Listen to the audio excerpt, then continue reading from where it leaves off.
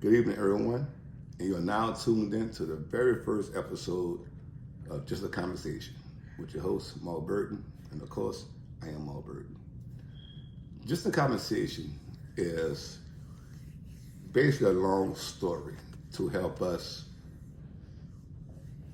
fight through some of the challenges we face today. I know life is hard, but we really could overcome what we got going on today. I know a lot of people dealing with depression, anxiety, trauma, heartbreak, grief, and I understand, and that's why I'm here. I know I'm not a professional psychologist or anything like that, and I'm not trying to be. What I'm trying to show you is that it's regular people who go through the same thing that you go through. And me and my guests gonna show you that you can overcome these things and you're not alone. A little background about me. Like I previously said, all the things that life we go through, I've been through them all. I've been through trauma. I've been through heartbreak. I've been through shit. I even been to war, man. Like I've been through a lot, and as today, I'm still standing. I'm extremely proud of myself to be able to sit here in front of you and give you my story. And I know, like, I could just come all the time and just tell you I have insecurities. Yes, I do. Mine is fear. I'm scared. I am scared all the time. I'm being completely honest with you. I'm scared of letting people down. I'm scared of hurting people. And that's why I live my life the way I did.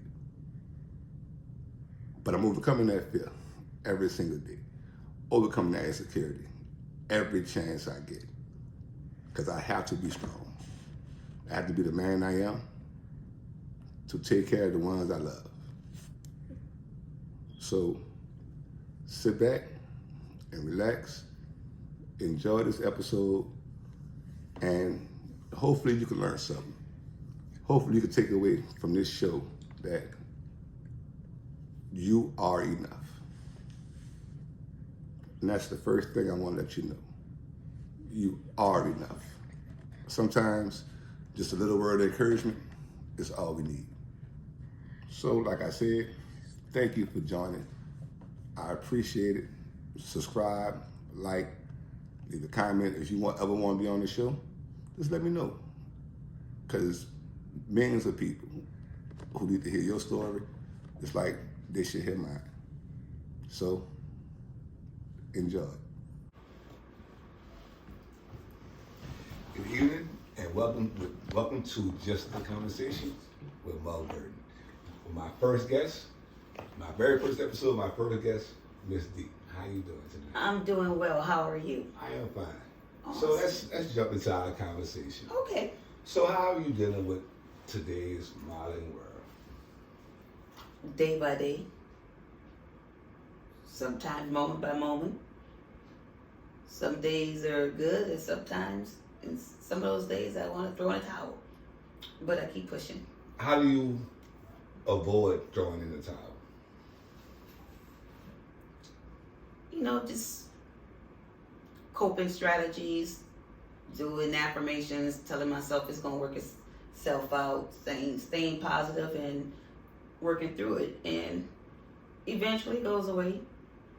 So how do you feel like when those times ain't really working out? Because that's the real meat to the potatoes, you should say. Right.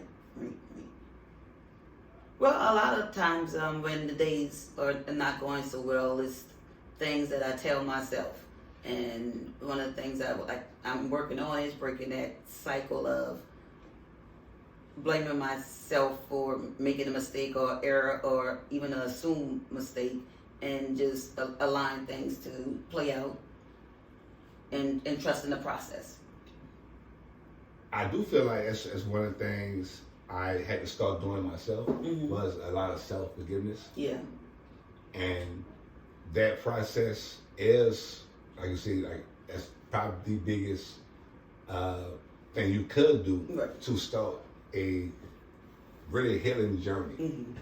And how do you feel you allow yourself grace could get you to move to the next step of your, like you see, you have different phases, and getting over your down days, right. It's a lot of things you can do in the up days, right. So it's the down days, how you fight your way through that.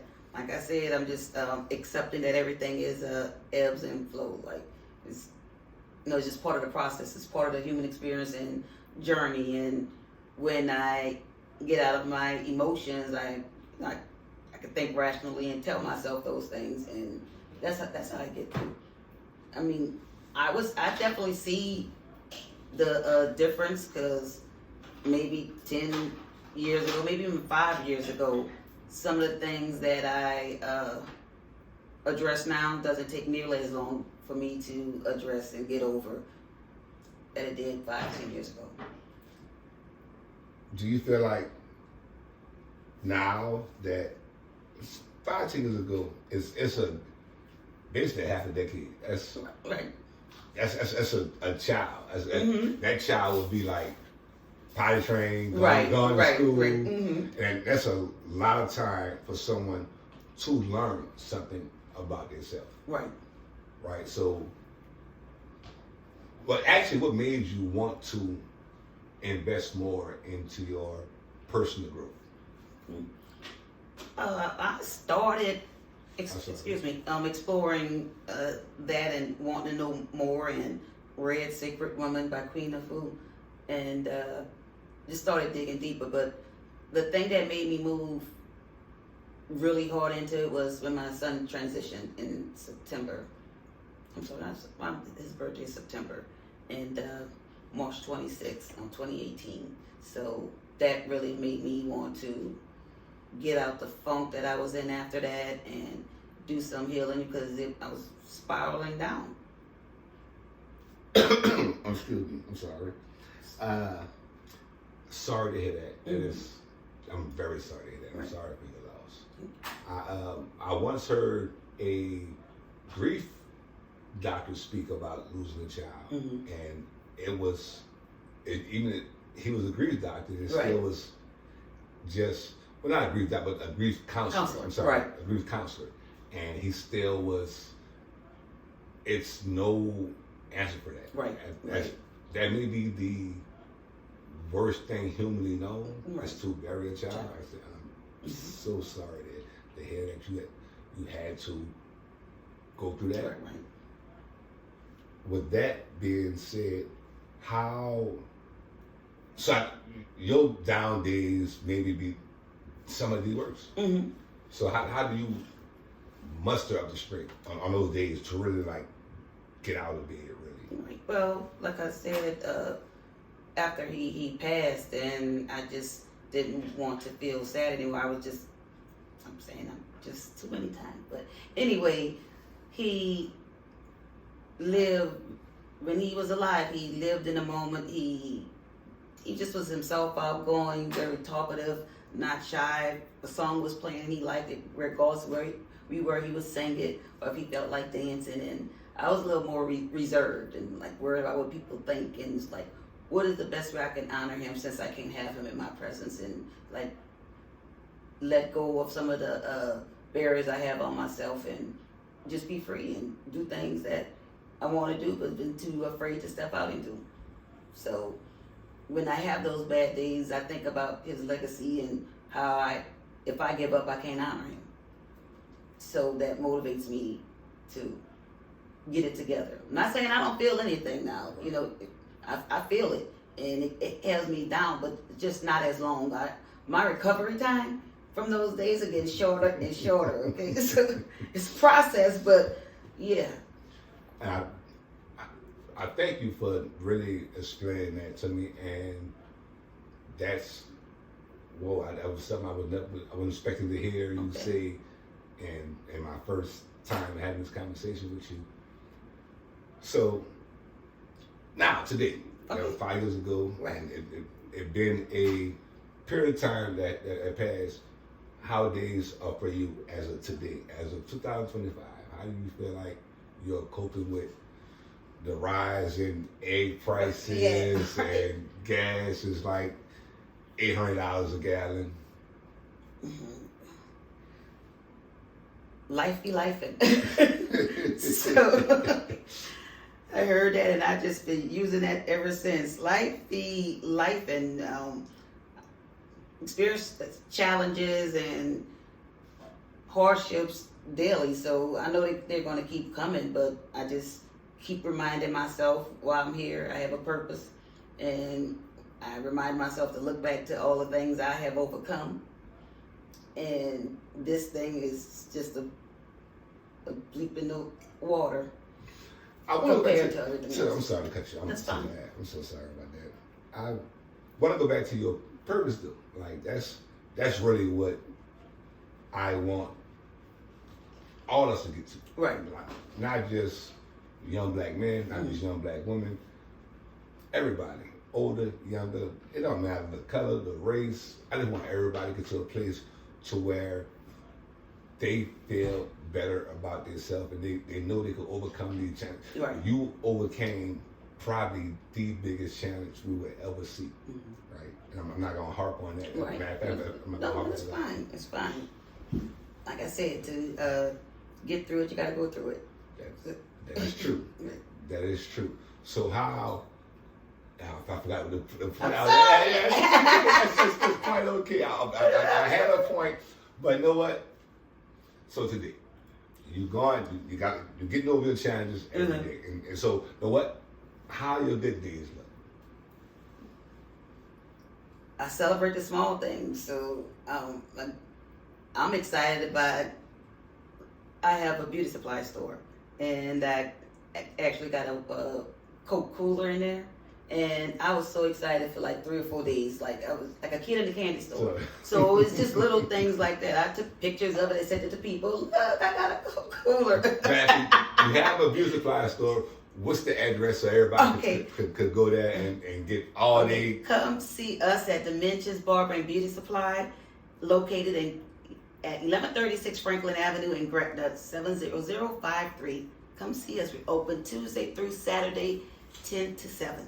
We can get off on Stump instead of going, you're going to come to the split, go down Franklin. You go down Franklin. That's I'll like see you on Franklin. Franklin.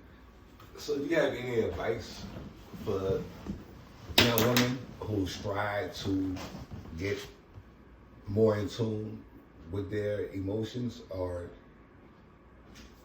any kind of like hardships? If you could, I'm sorry. Don't hold it in. Find someone you trust, and if it's not in your family or friends, get a therapist and just kind of feel what you're going through. We keep ignoring things that we're facing and bottling it up and not addressing it, and it doesn't help us in the long run. So I encourage you to do that. Find an outlet. The things that you think you're dealing with that no one else is going through, you'll find out your community is really, really large, and a lot of us are dealing with a lot of things, and we keep it to ourselves because we've been socialized to. So it's been a big stigma with therapy. Right. Even though I took therapy myself for a few years, it still is a big stigma about black people. I speak that right. I am black. Right, exactly. Most everybody I know is black. It's a stigma right. with going to therapy. Like, why do you think so?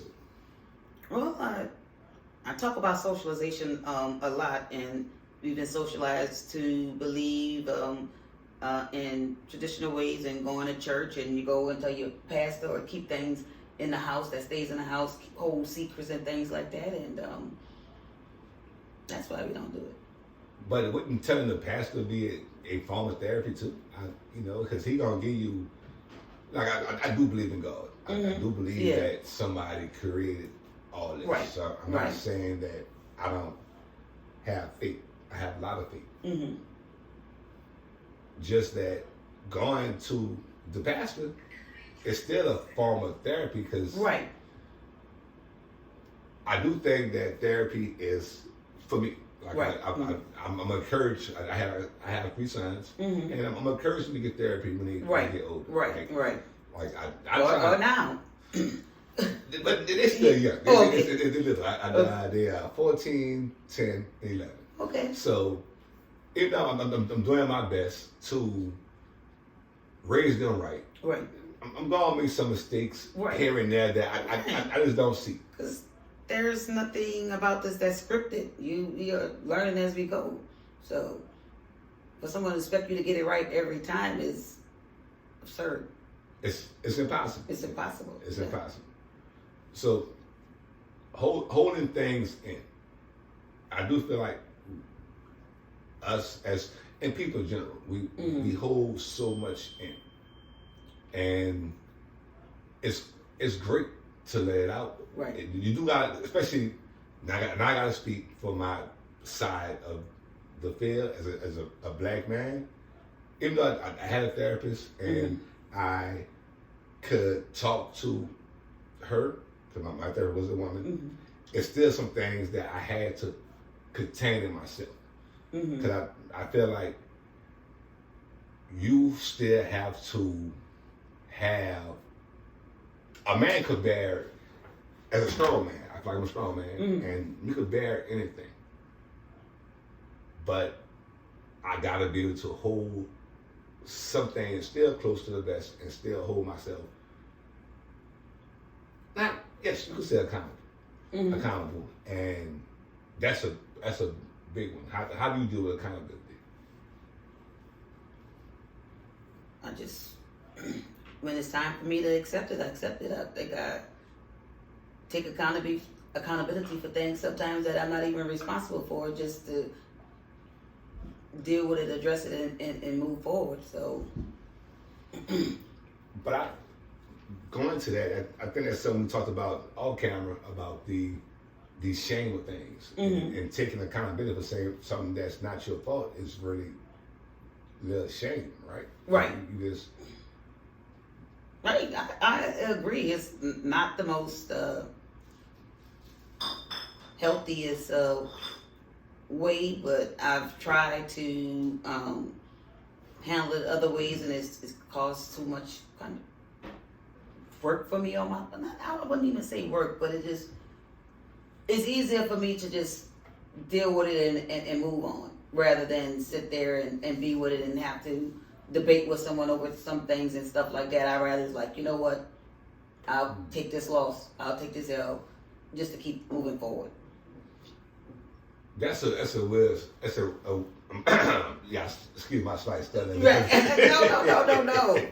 That's a real stoic way to look at things, and that's great. But at the end of the day, taking accountability for something that's really not your fault, I know it hurts. Well, when I say take accountability, I don't mean like I'm just gonna take all the pain and all that comes with it, because I know if I didn't do something, I'm just to the point where I'm not going to go back and forth to prove that I didn't do it. It's just like, you know what, you're right, I'm just gonna bow. I don't have the bandwidth to deal with that energy. If you say I did you wrong, I did you wrong. Okay. That's a sign of real maturity. That's what I mean about taking accountability. If I was a bad person in this situation, you're right. Okay, if that makes you feel better, because I know who I am. I know me, and I know how I feel about things, and I'm tired of having to bend myself to the world to prove somebody else. No, I'm not doing it anymore. So if you feel I did it, I did it. And I'm glad you said that. It's a few things you said that I really want to touch on. You said something about, of course, you're a black woman, right? And I feel like y'all have a whole lot on y'all. Right. And you feeling like someone thinking you did something and you having to let go, and you really you want to be yourself so bad. Right. And it's like y'all portrayed it in so much of a negative light. Even though a person like me, I think nothing more beautiful than a black woman. You know, as recently a guy who got, I forgot where it happened at. I read the news that was killed by a white woman, and before he got killed, it's like posters and things about how he just loved white women. And I heard other black guys say how much they like a white girl. Right. Nothing against nobody. I'm not nothing against nobody, but me personally, I just love me a beautiful, strong black woman. Right. And I'm you know what Dr. Umar say, right? Black queens forever, snow bunnies never. Okay? I follow that with Dr. Umar. That's my mentor. Yes. Oh wow, that's a good one to have. Yeah, that's a good one to have.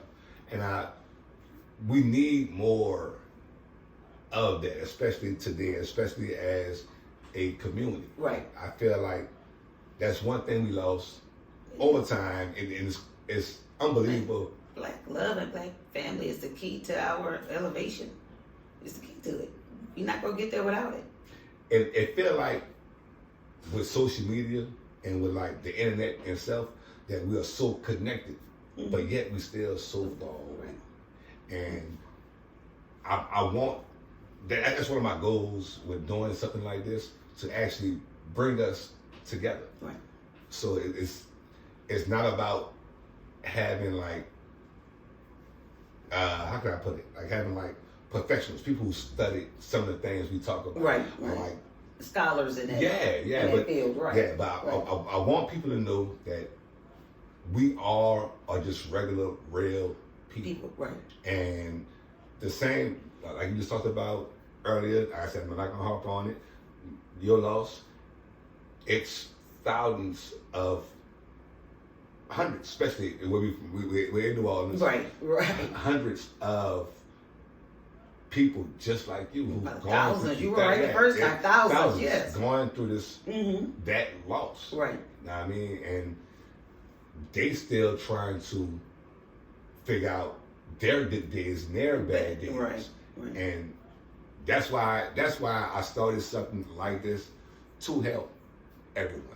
And I'm so glad that y'all tuned in to my first episode. I want to thank my first guest, Ms Dee. I couldn't do this without you. Oh, no problem. I enjoyed it. I really have. I couldn't imagine having a better guest. You know what? You're gonna be 100, 200. Right. Yes, I like that. So everyone, thank you. And thank you.